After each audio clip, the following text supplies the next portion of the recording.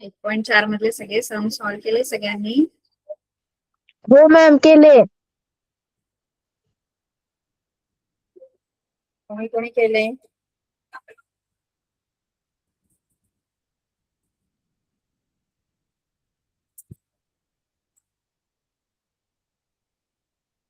Dress करा त्यांनी ज्यांनी होमवर्क केलेले. आणि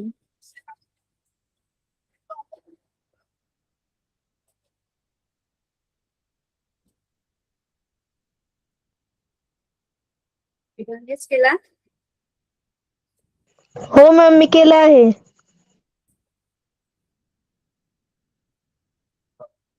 बाकीच्यांनी नाही केला होमवर्क? मी काय नाही होती मॅडम. केला?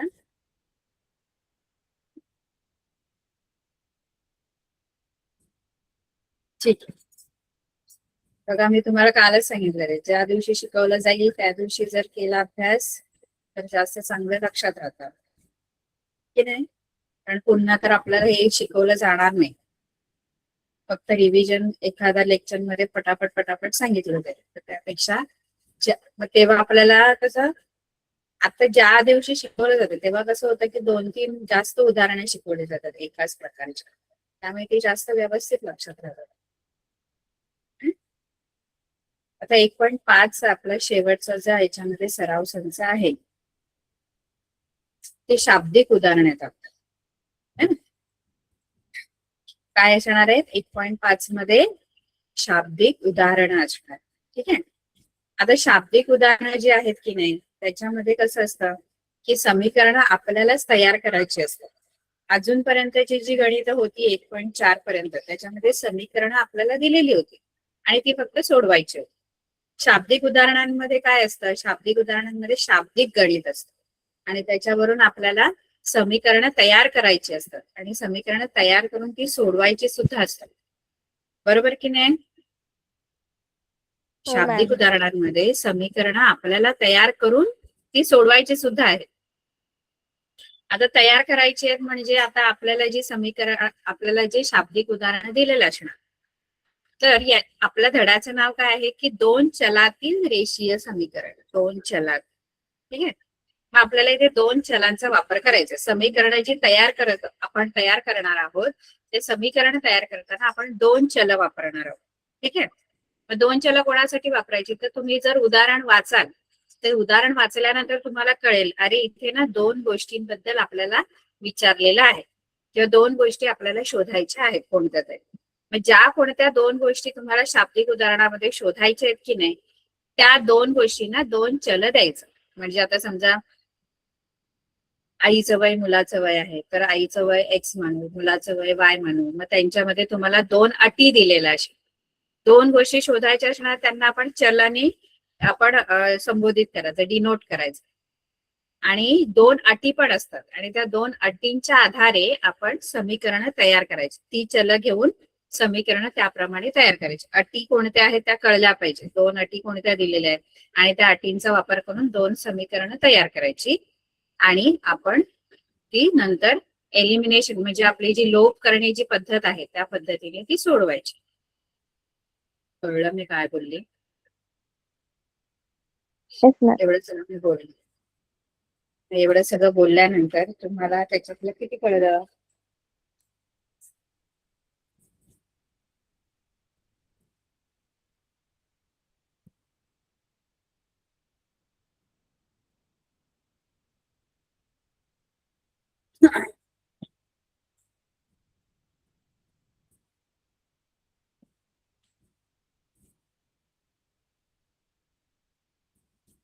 बघा एक सामायिक समीकरणांचं उपयोजन म्हणजे त्याचं आपण ऍप्लिकेशन कसं करायचं म्हणजे उपयोग कसा करायचा. नेहमीच्या व्यवहारातली गणित किंवा नेहमीच्या व्यवहारातल्या काही जर आपल्याला सोडवायचं आहे तर मग आपण त्याचा उपयोग कसा करायचा.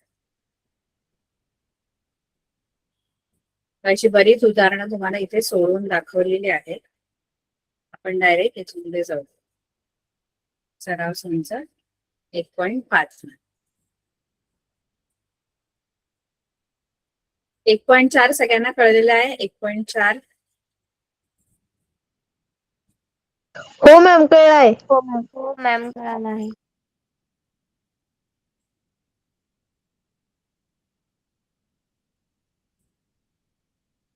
ठीक. आता आपण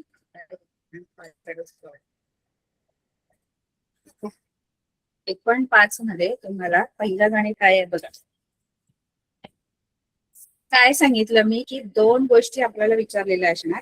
त्या दोन गोष्टींपैकी एक एक्स मानायची, दुसरी वाय मानायची. ही पहिली गोष्ट करायची. आणि त्या गणितामध्ये ते जे शाब्दिक उदाहरण असणार त्याच्यामध्ये दोन अटी शोधायच्या आणि त्या प्रत्येक अटीवरून एक एक समीकरण, अशी दोन समीकरण दोन अटींवरून तयार करायची. ठीक आहे. आता पहिलं गणित आपण बघूया. बघा काय दिलंय. दोन संख्यांमधील फरक 3 असो. दोन संख्या आहेत त्याच्यातला फरक 3 असून मोठ्या संख्येची तिप्पट आणि लहान संख्येची दुप्पट यांची बेरीज 19 आहे. तर त्या संख्या शोधा. तर त्या संख्या शोधा. कोणत्या संख्या? ज्या दोन संख्यांबद्दल आपल्याला दिलेला आहे त्या दोन संख्या आपल्याला शोधायच्या. दोन संख्या आपल्याला शोधायच्या. पण आता दोन संख्या ज्या आहेत त्या कोणत्या ते आपल्याला माहित नाही, त्याच शोधायच्या है ना. तर त्या दोन संख्या ज्या आहेत त्याच्यातली एक संख्या एक्स मानायची, दुसरी वाय मानायची. ठीक आहे. आता दोन संख्या असणार तर त्या दोन सारख्या नसणार, कारण त्यांच्यामध्ये फरक आहे. फरक पहिल्याच अटीमध्ये. याच्यामध्ये दोन अटी पण शोधायच्यात आपल्याला. एक तर दोन संख्या त्याच्यातली एक एक्स मानायची. आता एक म्हणजे कशी मानायची माहितीये का? दोन संख्या आहेत की नाही तर त्याच्यामध्ये एक मोठी असणार, एक लहान असणार. दोन्ही सारख्या नाहीयेत संख्या, कारण त्याच्यामध्ये फरक तुम्हाला दिलेला आहे बघा. दोन्ही सारख्या आहेत का संख्या? फरक दिला याचा अर्थ काय आहे? फरक दिलाय 3चा म्हणजे याचा अर्थ त्या लहान मोठ्या आहेत. बरोबर आहे. लहान मोठ्या संख्या आहेत. बरोबर की नाही?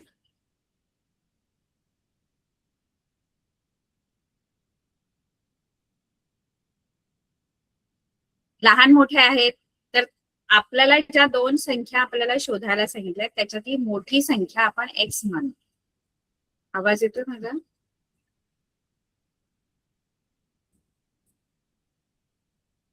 आवाज येतोय का? येतोय मॅम. आपण काय करायचं, जी मोठी संख्या असणार आहे, दोन संख्या आहेत मग त्याच्यातली एक मोठी असेल एक लहान असेल. मग मोठी संख्या काय म्हणायची आपण?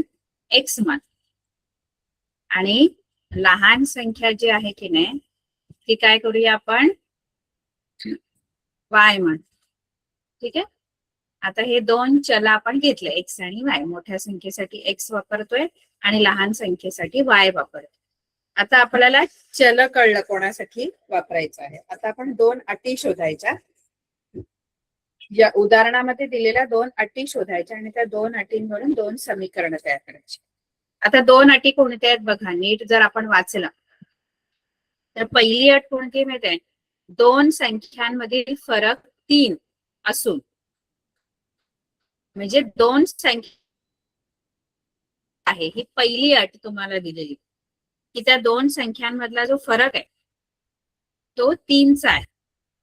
आणि इथून जी सुरू होते ती दुसरी अट होती. मोठ्या संख्येची तिप्पट आणि लहान संख्येची दुप्पट यांची बेरीज 19 आहे. ही दुसरी अट. ही पहिली अट आहे आणि ही दुसरी अट आहे. पहिली अटीमध्ये दिलंय की त्या दोन संख्यांमधला जो फरक आहे तो 3चा आहे. आता फरक जर आपल्याला दाखवायचा आहे तर कसा दाखवतो? दोन संख्यांमधला फरक काढायचा आहे. आता मी तुम्हाला समजा विचारलं की 15 आणि 18 मधला फरक किती, तर कितीचा आहे फरक? कसा काढतो आपण? 15 आणि 18 15 वजा 18 वजा 15 करतो मॅम. हा, म्हणजे मोठ्या संख्येतून लहान संख्या वजा करून आपल्याला त्याच्यामधला फरक मिळतो. मग तसंच इथे पहिली अट वापरायची आहे आणि त्या चलांचा वापर करायचा आहे एक्स आणि वायचा.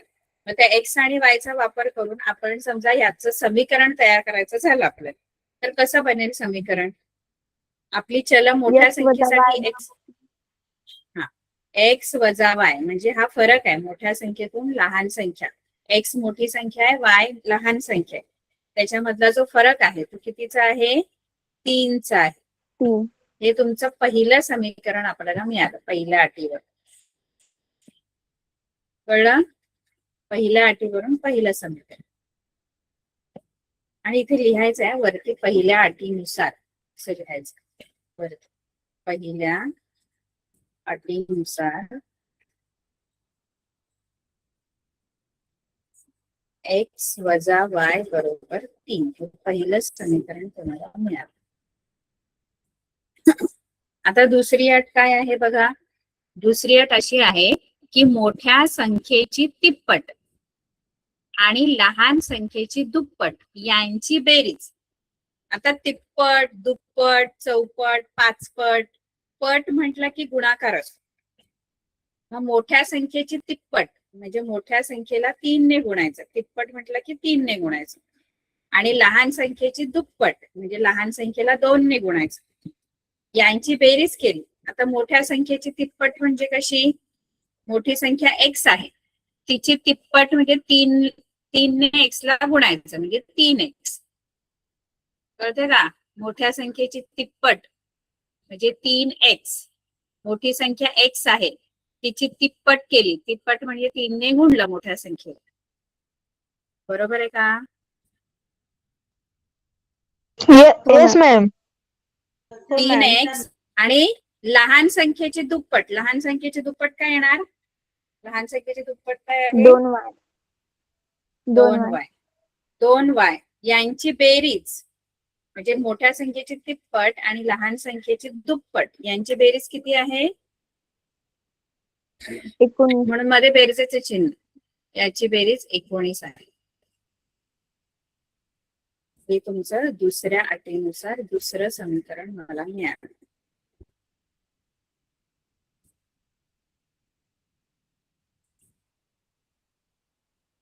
दोन समीकरण आपल्याला मिळाली. ही आता आपण सोडवायची. आपल्या म्हणजे पहिली जी पद्धत आहे ती सोपी पडते. तुम्ही सोडवा. सहगुणक समान करून चलाचा लोप करणं. तर आता इथे दोन समीकरण मी एका खाली एक लिहिते आणि याचा आपण सोडवायचे आहे. कोणाचा का एक्स किंवा वायचा हे आपल्याला करावं लागेल. सहगुणक सारखा आहे कोणाचा. चलाच आता सोडवायचे आहेत आपल्याला. उदाहरण हे जे समीकरण आहे ते आपल्याला सोडवायचे आहेत. चलाचा लोप करावा लागेल. पहिल्याच पद्धतीने आपण सोडवूया. सहगुणक समान करून चलाचा लोप करणे. मग सहगुणक समान आहे का कोणाचा एक्स किंवा वायचा. एक्सचे सहगुणक सारखे आहेत का. नाहीये. मग आपल्याला ते सारखे करावे लागतील. मग कोणाचा करूया सारखा सहगुणक. कोणत्या चलाचा सहगुणक सारखा करूया. एक्सचा की वायचा.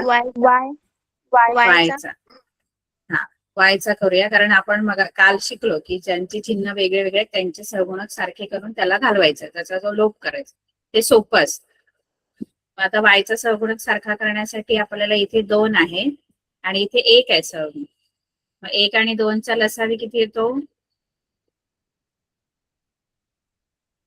1 आणि 2चा लसावी 2. म्हणजे मला सहगुणक 2 आणायचंय. वायचा सहगुणक 2 आणायचंय.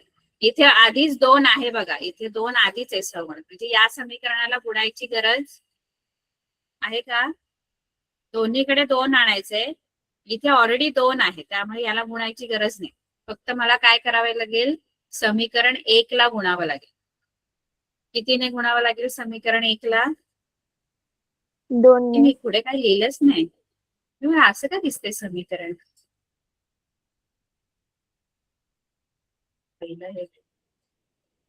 समीकरण 1 ला कितीने गुणूया आपण 2. समीकरण 1 ला 2 ने गुणून मग काय मिळेल आपल्याला. 2 ने गुणल्यानंतर समीकरण 1 ला 2 ने गुणा आणि सांगा मला काय मिळेल. x गुणिले 2 वजा. नाही सगळ्याला गुणायचं. 2 ने इकडे इकडे इकडे पूर्ण समीकरणाला एकाच पदाला नाही गुणायचं. 2 गुणिले x वजा 2 गुणिले y बरोबर 3 गुणिले 2. 2 गुणिले x म्हणजे 2x लिहिलं तरी वजा 2y बरोबर 6. दुसऱ्या समीकरणाला आपल्याला गुणायची गरज नाही, कारण इथे आधीच जो सहगुणक आहे तो 2 आहे आणि आपण 2च लसावी येतो की नाही, म्हणजे आपल्याला सहगुणक 2 आणायचं आहे, पण आधीच 2 आहे, त्यामुळे त्याला गुणायची गरज नाही. आणि गुणलं तरी 1 ने गुणावं लागेल, 1 ने गुणलं तरी तेच समीकरण मिळतं. ते तसंच्या तसं मी इथे लिहितो. ठीक आहे. आता या 2 समीकरणांची काय करायची, बेरीज की वजाबाकी? बेरीज. या समीकरणांना काय बेरीज. बेरीज. कारण चिन्ह आधीच जे घालवायचे, ज्यांचा लोप करायचा त्यांचे चिन्ह आधीच वेगवेगळे. इथे काय होईल, 2x आणि 3x 2x अधिक 3x दोन्ही धन धन आहे, 5x हे लोप पावणार. आणि 6 अधिक 19 अधिक 6 अधिक 19 किती? 25. 25. मग x इथेच ठेवायचा, 5 तिकडे जाऊन 5 5 25 म्हणजे x बरोबर 5. तर ही x ची किंमत आपण पहिल्या समीकरणात टाकू. x बरोबर 5 समीकरण 1 मध्ये ठेवू. समीकरण 1 काय आहे, x वजा y बरोबर 3. x 5 आहे, 5 वजा y बरोबर 3. वजा y इथेच राहणार, 5 अधिक आहे ते तिकडे जाऊन वजा होणार, 3 वजा 5. वजा y ठेवायचा इकडे, कारण वजा y ला वजा चिन्ह आहे आणि 5 धन आहेत ते तिकडे जाऊन ऋण. वजा y 3 वजा 5 किती होतात?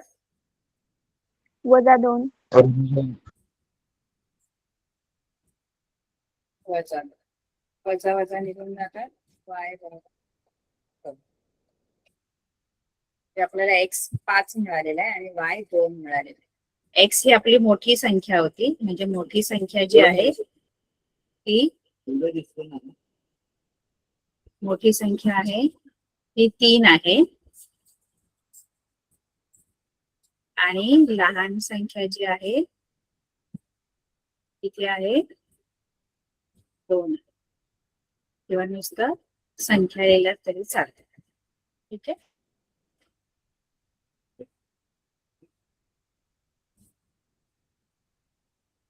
कळलं की नाही? येस मॅम, कळलंय. हो मॅम.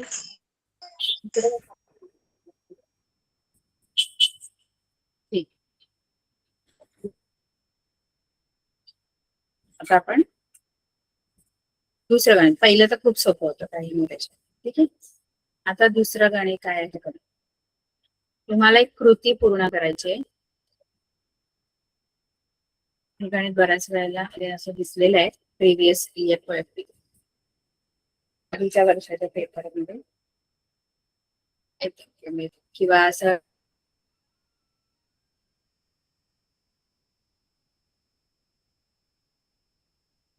एक असं दिलंय है ना. आणि मी आयत आहे आणि त्या आयताच्या बाजूला 4 बाजू ज्या आहेत, आयताच्या 4 बाजू, त्या बाजू मला दिलेल्या आहेत. जसं की ही जी बाजू आहे आयताची, ही बाजू जी आहे आयताची ती 2y आहे. त्यानंतर ही जी बाजू आहे, ही जी बाजू आहे ती x अधिक 4 आहे आणि ही बाजू 2x अधिक y अधिक 8. अशा 4 बाजू तुम्हाला दिलेल्या आहेत, x स्वरूपात तुम्हाला दिलेल्या. तुम्हाला काय करायचंय, पहिलं तर x आणि y च्या किमती काढायच्या आहेत आणि त्यानंतर तुम्हाला करायचंय माझे क्षेत्रफळ आणि परिमिती काढा. ठीक आहे. परिमिती काढण्यासाठी त्याच्या आयताला ज्या 4 बाजू असतात त्याच्यातल्या दोन काय असतात आणि 2 काय असतात, मोठ्या ज्या आहेत त्यांना काय म्हणायचं, त्याला काय म्हणायचं, आयताची त्याच्या सगळ्यात मोठे म्हणजे 2 बाजू मोठ्या असतात, 2 लहान असतात. तर 2 मोठ्या बाजू लांबी आणि रुंदी. लांबी दोन लांबी असतात आणि दोन रुंदी असतात. आणि दोन छोट्या ज्या रुंदी. असतात त्यांना रुंदी म्हणतात. आता आयताचं तुम्हाला जर आपण बघितलं गुणधर्म, तर आयताच्या ज्या समोरासमोरील बाजू म्हणजे दोन लांबी ज्या असतात त्या आणि दोन रुंदी, म्हणजे समोरासमोरील बाजू ज्या असतात त्या कशा असतात? सेम. मॅम समान असतात. सारख्या असतात है ना. तर इथे तोच गुणधर्म वापरून आपल्याला दोन समीकरणं मिळणार. म्हणजे आयताच्या समोरासमोरील बाजू एकरूप असतात हा गुणधर्म जर आपण वापरला तर आपल्याला दोन समीकरणं मिळणार. कशी? आता बघा, ही लांबी आहे 2x अधिक y अधिक 8. ही लांबी आणि ही लांबी सारखी आहे. तर तुम्ही लिहू शकता की 2x अधिक y अधिक 8 बरोबर 4x वजा y. त्याच्यावरून तुम्ही समीकरण तयार करू शकता. कसं ते सांगा.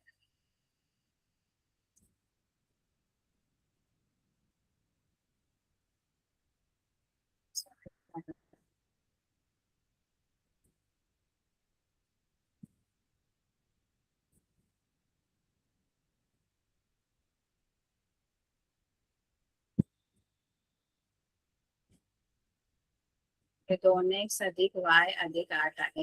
इथे 4x वजा y आहे. हे 2y आहे आणि इथे 4x अधिक x अधिक 4. तर आयताचा जर गुणधर्म वापरला तर आयताच्या समोरासमोरील बाजू एकरूप असतात. या गुणधर्मानुसार सम्मुख बाजू किंवा समोरासमोर आपण 9वी मध्ये शिकलोय बघा. सगळ्या चौकोनांचे गुणधर्म आपण शिकलेलो आहोत. आयताच्या सम्मुख बाजू एकरूप असतात आणि त्या गुणधर्मानुसार आपण जर गेलो तर आपल्याला इथे दोन समीकरण लगेचच मिळणार आहे. म्हणजे आता ही जी लांबी आहे 2x अधिक y अधिक 8 ही एक लांबी आहे आणि 4x वजा y पण लांबीच आहे. दोन्ही लांबी आहेत. ही पण लांबी आहे, ही पण लांबी आहे आणि मग त्या एकरूप आहेत. एकरूप म्हणजे समान आहेत. मध्ये बरोबरचे चिन्ह तुम्ही देऊ शकता. कळते का? लांबी दोन्ही लांबीच आहेत आणि लांबी एकरूप असतात आयताच्या. बरोबर ना? हो मॅम. कळलं की नाही? हो मॅम बरोबर आहे. हो मॅम कळालं. तर इथे फक्त आपण काय करायचंय, थोडस आपण इकडे तिकडे आपली चल झालेली आहे. जसं आपण बघा क्रॅमर्स रूल मध्ये पण केलं होतं की एक्स आणि वाय ची पद डावीकडे आणि जे स्थिर पद असतं ते उजवीकडे आपल्याला न्यायचंय. म्हणजे आपलं जे समीकरण आहे ते या स्वरूपात आपल्याला आणायचं आहे. म्हणजे आपण नंतर ते सोडवू शकतो. ax अधिक by बरोबर c. म्हणजे एक्स आणि वाय ची पद बरोबर चिन्हाच्या डावीकडे आणि जे स्थिर पद आहे ते कुठे पाहिजे? त्याच्याबरोबर चलन आहे ते कुठे पाहिजे? ज्याच्याबरोबर चलन नाही असं पद कुठे पाहिजे? समीकरणाच्या क्रॅमर्स रूल आठवतो सगळ्यांना? क्रॅमर्स रूल आपण शिकलो होतो. हो मॅम आठवतोय. हो हो मॅम. मॅम. तेव्हा मी बघा आपली जी समीकरण आहे ती या स्वरूपात आणायची. ax अधिक by बरोबर c. म्हणजे काय? या स्वरूपात आणायचे म्हणजे काय करायचं?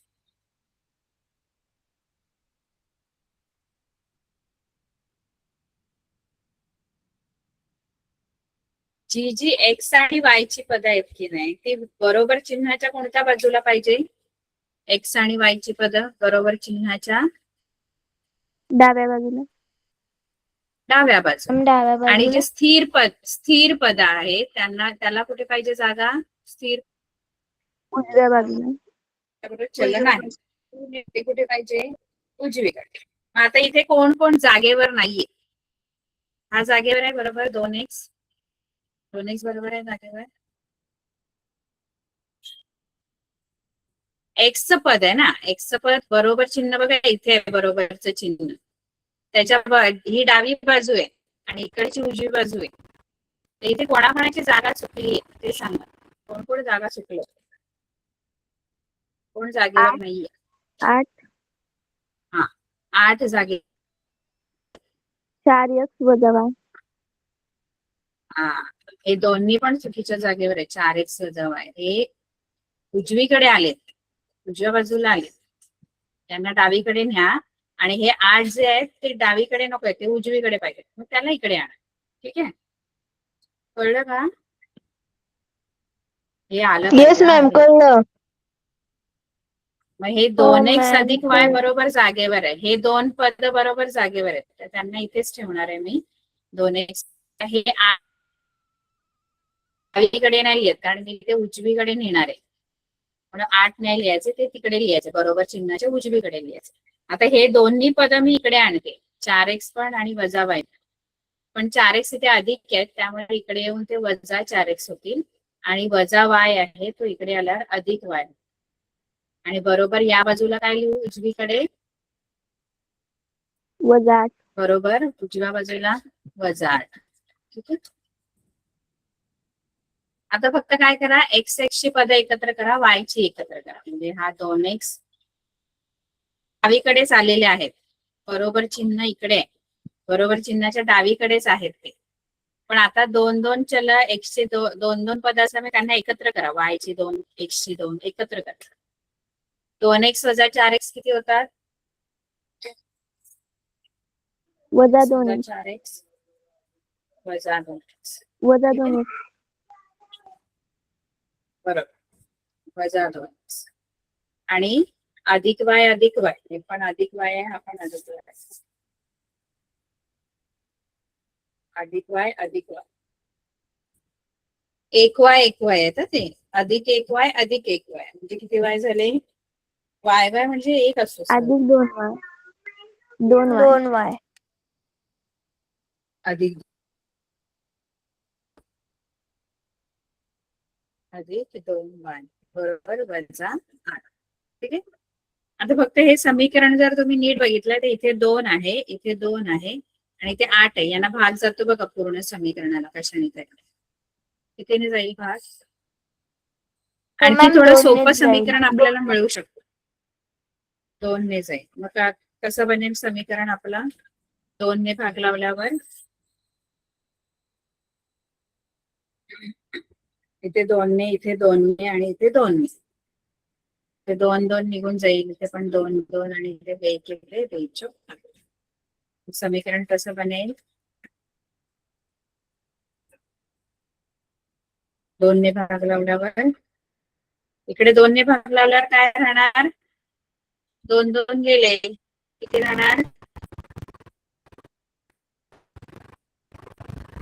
वजा 1. वजा x मॅम. मॅम वजा 1. वजा x. इथे किती राहणार?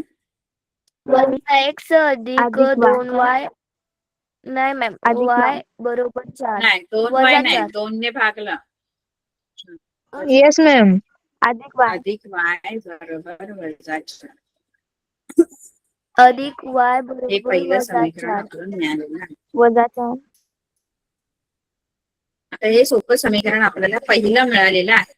आता हे लांबी घेतलं आपण, आता रुंदी घेऊन करा. तर रुंदी घेऊन पण तुम्हाला एक समीकरण मिळेल. आता रुंदीमध्ये इथे 2y आहे, 2y बरोबर, हे दोन्ही रुंदी पण एकरूप असते. 2y घ्यायचे आणि मध्ये बरोबरचे चिन्ह, ही रुंदी बरोबर ही रुंदी, दोन्ही रुंदी समान आहेत. 2y बरोबर x अधिक 4, बरोबर की नाही? हो मॅम. 2y बरोबर x अधिक 4, किंवा इकडे असं लिहिलं तरी चालेल, x अधिक 4 बरोबर 2y. आता हे बरोबर आहे का? आपल्याला हवं तर पण त्याची चालते.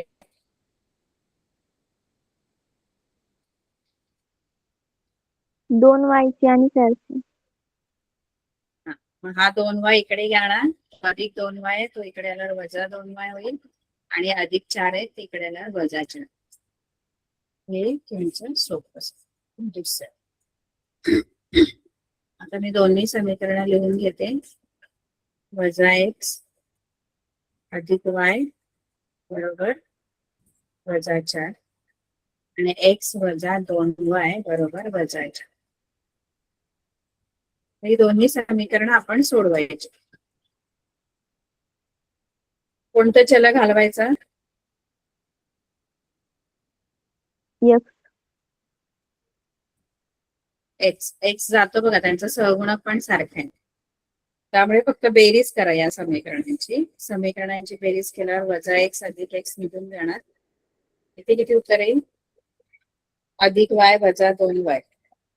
अधिक वाय म्हणजे इथे 1y आहे, अधिक 1y वजा 2y.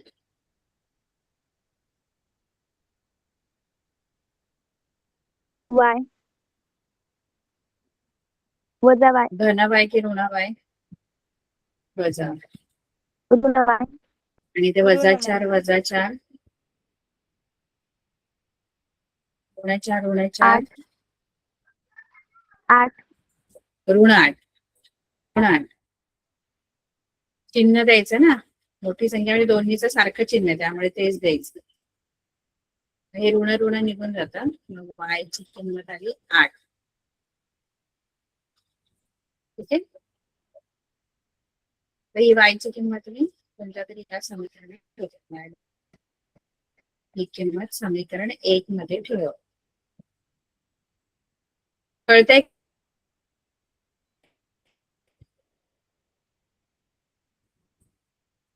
ते कळलं का? समीकरण 1 घेते आणि त्या समीकरण 1 हो मध्ये मॅम, y ची कळलं. किंमत 8 टाक. वजा x अधिक 8 बरोबर वजा x इथेच ठेवते. हे अधिक 8 कडे जाऊन वजा 8 होते. वजा 4 वजा 8.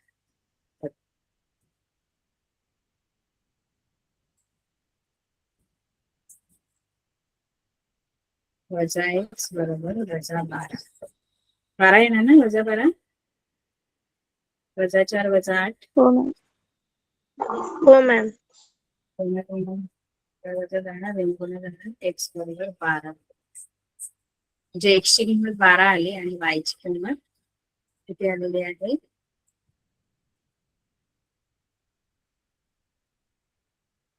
8 ची किंमत किती आली? 8.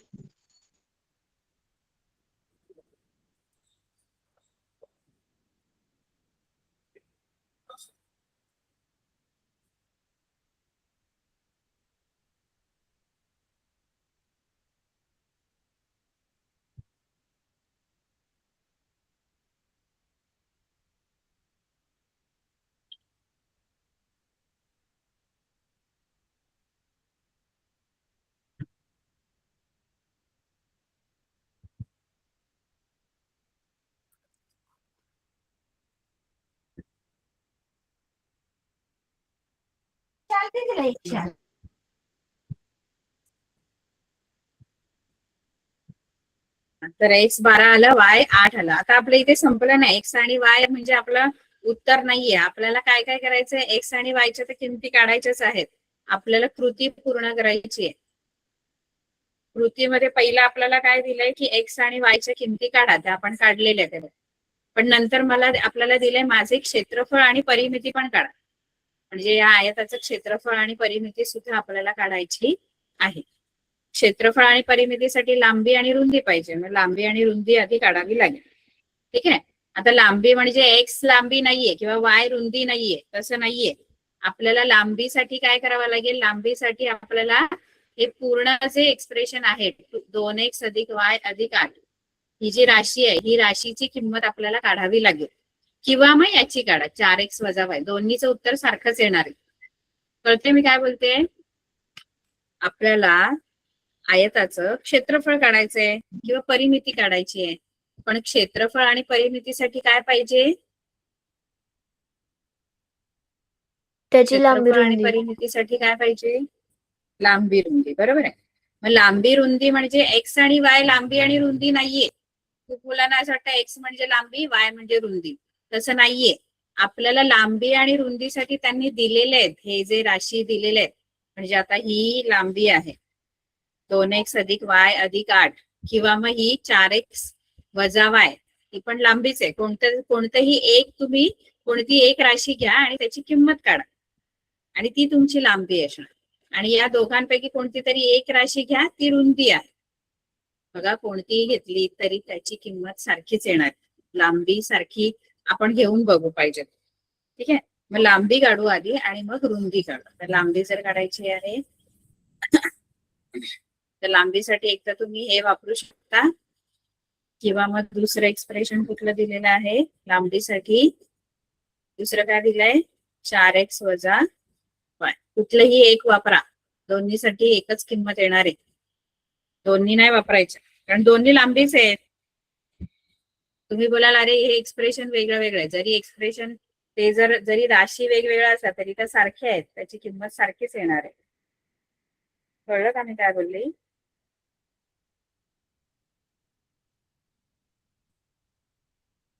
कळलं का? हो मॅम कळलं. यापैकी काहीतरी काय एकच वापरा लांबीसाठी, आणि रुंदीसाठी पण एकच काहीतरी वापरा. रुंदीसाठी काय वापरू शकता तुम्ही? रुंदीसाठी कोणतं हे वापरायची राशी?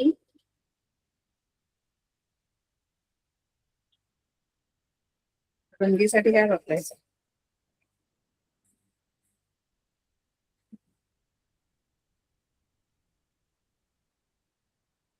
रुंदीसाठी कोणती राशी वापरणार तुम्ही?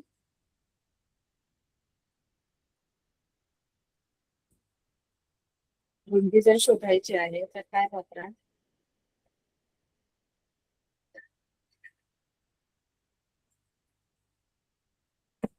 रुंदी कशाने मिळेल मुलांना?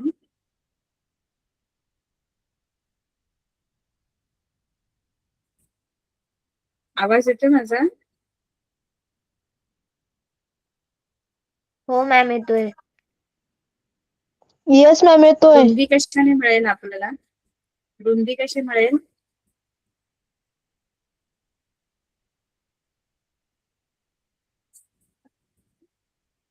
बघा हे दोन लांबी आहेत ना, याच्यापैकी कुठलंही एक एक्सप्रेशन आपण वापरणार आहे. म्हणजे कसं बघा इथे 2x अधिक y अधिक 8 म्हणजे लांबी आहे आणि ही सुद्धा लांबीच आहे.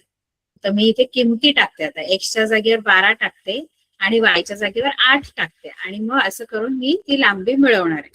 मग 2x आहे, 2x म्हणजे 2 गुणिले 12 आहे, अधिक y 8 आहे, अधिक 8. 2 गुणिले 12 24 होतात, अधिक 8 अधिक 8. 24 अधिक 8 अधिक 8 म्हणजे किती झाले?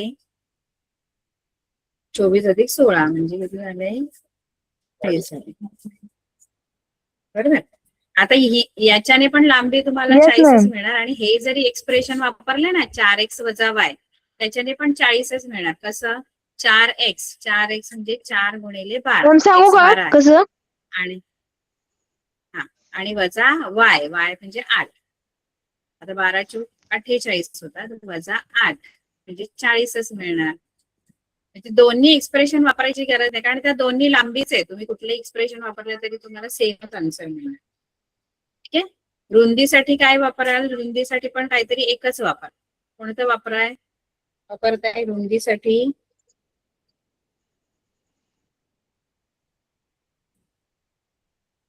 रुंदीसाठी पण 2 आहेत ना एक्सप्रेशन आपल्याला दिलेले, 2 राशी दिल्यात ना येस मॅम. समोर. त्याच्यापैकी कोणती एक वापरा. कोणती वापरूया रुंदीसाठी? Ma'am 2y. 2y.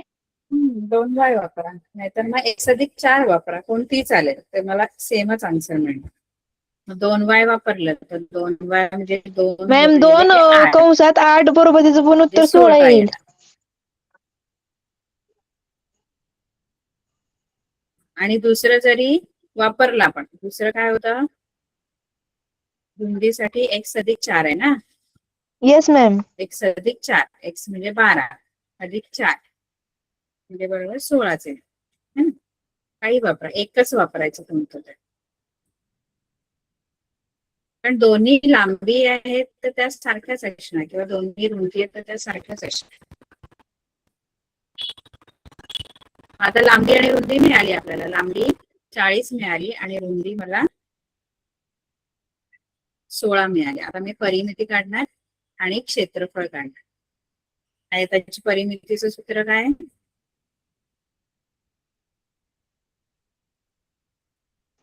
दोन गुणिले लांबी अधिक आयताची रुंदी. परिमिती बरोबर 2 गुणिले लांबी अधिक दोन. रुंदी. 2 लांबी किती आली 40 अधिक रुंदी किती आली 16. येस मॅम अधिक 16. 2 गुणिले 40 अधिक 16 56. मॅम 112. आणि आयताचं क्षेत्रफळ असं सांगणार लांबी गुणिले रुंदी मॅम त्याचं सूत्र क्षेत्रफळाचं सूत्र आपल्याला काय लांबी गुणिले रुंदी. लांबी गुणिले लांबी 40 गुणिले रुंदी 40 16 गुणिले बरोबर 460. 460 नाही किती येणार मॅम 460च. 460 ते 640 640 640. Yes ma'am ma'am 640. 640.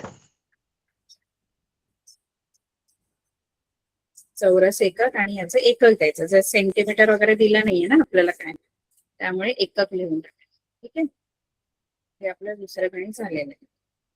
कळलं काय केलं? आधी आपण 2 समीकरणं तयार हो केली. मॅम. हो मॅम. 2 समीकरणं कशी तयार केली? 2 लांबी सारख्या असतात आणि 2 रुंदी सारख्या असतात. 2 लांबी एकरूप घेऊन, म्हणजे मध्ये 2 लांबींच्या मध्ये एकरूपतेचे चिन्ह टाकून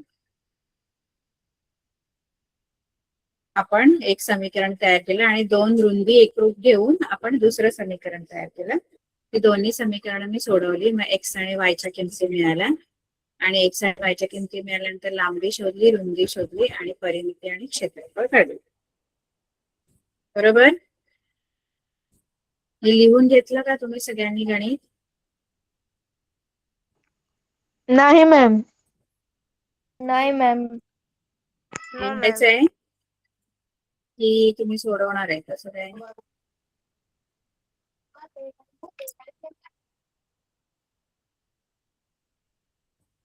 लिहून घ्यायचंय का? Yes ma'am. हो मॅम.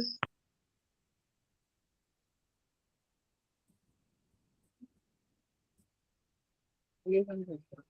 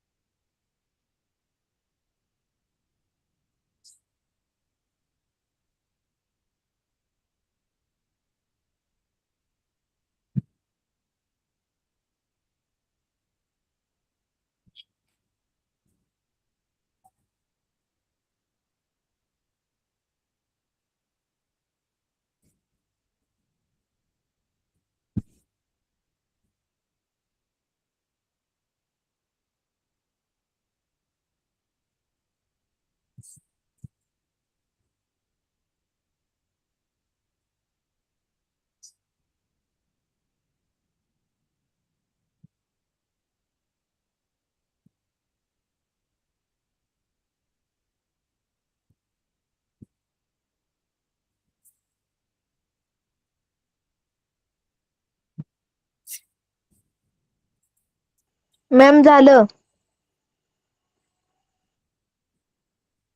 पुढचं पण लिहिलं. लांबी, रुंदी, परिमिती, क्षेत्रफळ.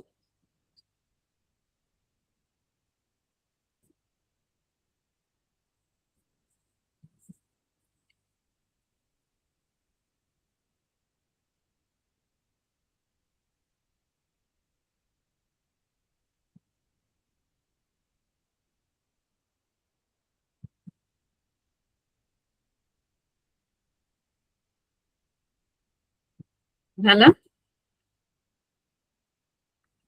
हो मॅम झालं. ठीक आहे, आता आपण तिसरं गणित बघूया.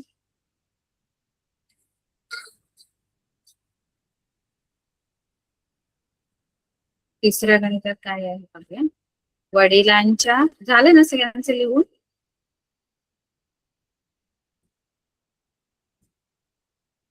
हो मॅम झालंय. येस मॅम झालंय.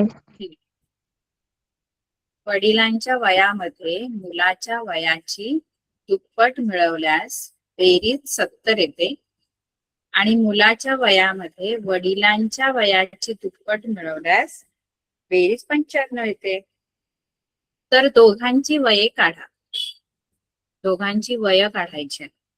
आता याची मी समीकरणं तयार करून देते, तुम्ही ती सोडवा घरी. म्हणजे तुम्हाला होमवर्क आहे. समीकरण आपण बनवूया. आता आपल्याला काय शोधायचं आहे, काय काढायचंय बघा. शेवटला आपल्याला दिले दोघांची वय काढा. दोघांची म्हणजे कोणाची?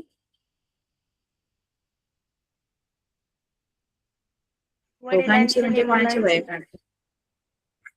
एक वडिलांचं आणि मुलाचं वय. मग दोघांची जी वय आहे ती आपण काय म्हणायची?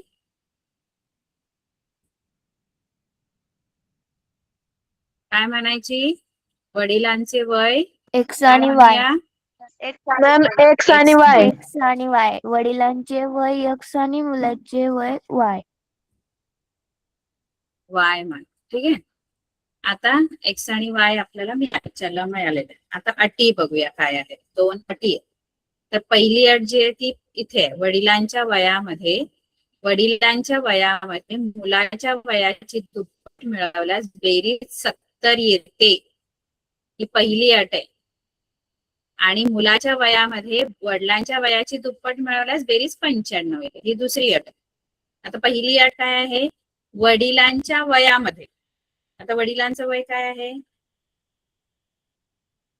आपण काय मानलंय वडिलांचं वय? एक्स. एक्स. एक्स मध्ये मुलाच्या वयाची दुप्पट. आता मुलाचं वय काय मानलेलं आहे आपण? वाय. वाय. ची दुप्पट. मुलाच्या वयाची दुप्पट. वायची दुप्पट काय ते? वायची दुप्पट. दुप्पट म्हणजे 2 ने गुणायचं. 2 वाय. वडिलांच्या वयामध्ये मुलाच्या वयाची दुप्पट मिळवल्यास म्हणजे त्यांची बेरीज किती येते? बेरीज किती येते?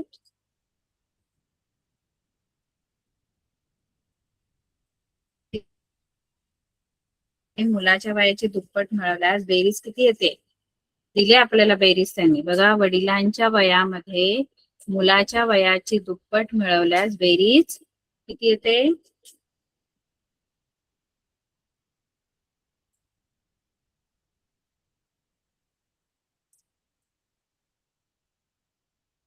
किती 70 येते? येते मॅम. 70. मग कसं समीकरण बनेल? एक्स अधिक 2 वाय बरोबर एक्स अधिक 2 वाय बरोबर 70. हे पहिलं समीकरण पहिल्या अटीनुसार. आणि दुसरं काय आहे? की मुलाच्या वयामध्ये वडिलांच्या वयाची दुप्पट मिळवल्यास. मुलाचं वय काय आहे?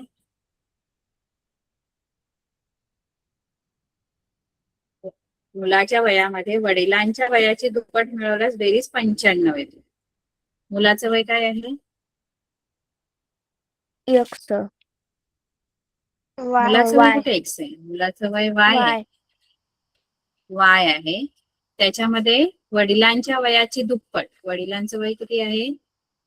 काय आहे वडिलांचं वय आपण मानलंय? एक्स. त्याची दुप्पट किती येते? 2x. 2x. यांची बेरीज 95. ठीक आहे. हे दुसरं समीकरण आहे. फक्त ह्या समीकरणात झालंय काय? वाय आणि एक्सचं पद बरोबर चिन्हाच्या डावीकडेच आहेत. बरोबर आहेत. फक्त ते आधी एक्सचं पाहिजे नंतर वायचं पाहिजे. मग आपण थोडस त्याला शिफ्ट करू. शिफ्ट करताना चिन्ह बदलणार नाही, कारण दोन्ही पण आधीच बरोबर आहेत, डावीकडेच आहेत. फक्त त्यांची काय झालेलं आहे, थोडस त्या एक्सचा पद आधी पाहिजे, वायचं नंतर पाहिजे. म्हणजे हे समीकरण थोडस आपण कसं करूया, पहिलं एक्सचं पद लिहूया. आता इथे चिन्ह बदलत नाही, कारण ते डावीकडेच आहे. डावीकडेच मी त्यांची जागा बदलते. जेव्हा आपण डावीकडून उजवीकडे नेतो किंवा उजवीकडून डावीकडे नेतो तेव्हा चिन्ह बदलतात. कळलं का? पण आता दोन्ही पण आहे बरोबर जागेवर, फक्त पहिलं एक्सचं पद पाहिजे. हे 2x आधी लिहा आणि हा y फक्त नंतर लिहा. बाकी ते डावीकडेच आहे. कळतं की नाही?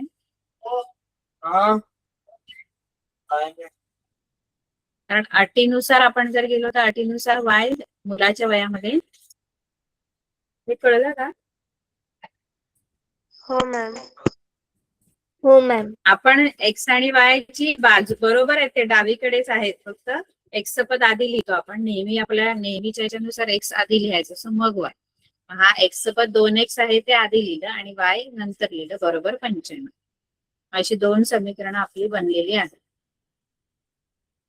सोडवाल ही तुम्ही? हो मॅम.